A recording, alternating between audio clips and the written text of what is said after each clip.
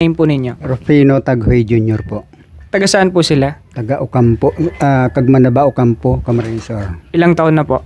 67 po. 67. Ano po yung inyong nararamdaman? Sa nganyan, bumalik po itong sakit ko dito na noon kasi ko yan eh. Since 89 nagkaroon ako ng sakit na kala ko nga sabi nila sa kuan ano daw yun, irinya.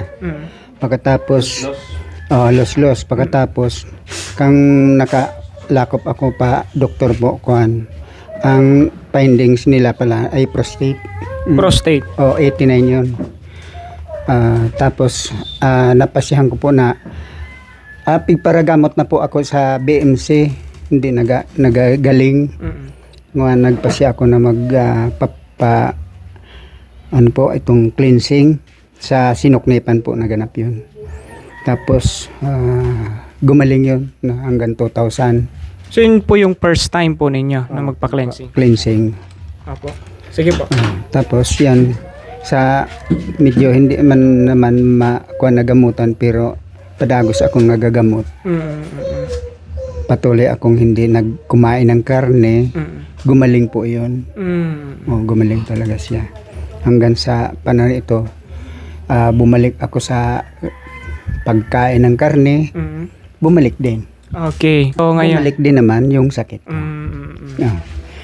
Yan, pinasyahan ko sabay na lang ako mag-cleansing dito kasi sakit ko naman dyan. kasama si Mrs. po.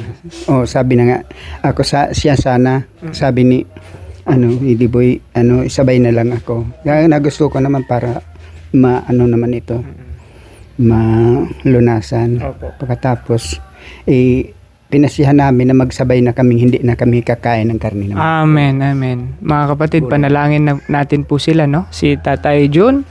At sana Tatay, lobin ng Panginoon within this 3 days cleansing, maraming recovery at syempre, yung kalusugan, bumuti, at mas lalong magbigay ng pagpupuri sa Panginoon. Kung masasabi niyo po pala sa mga din, Tatay Jun, mga gusto pong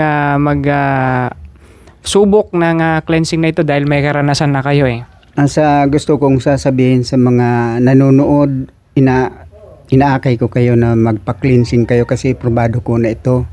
Nang ma-cleansing ako noong una, tapos gumaling talaga ako.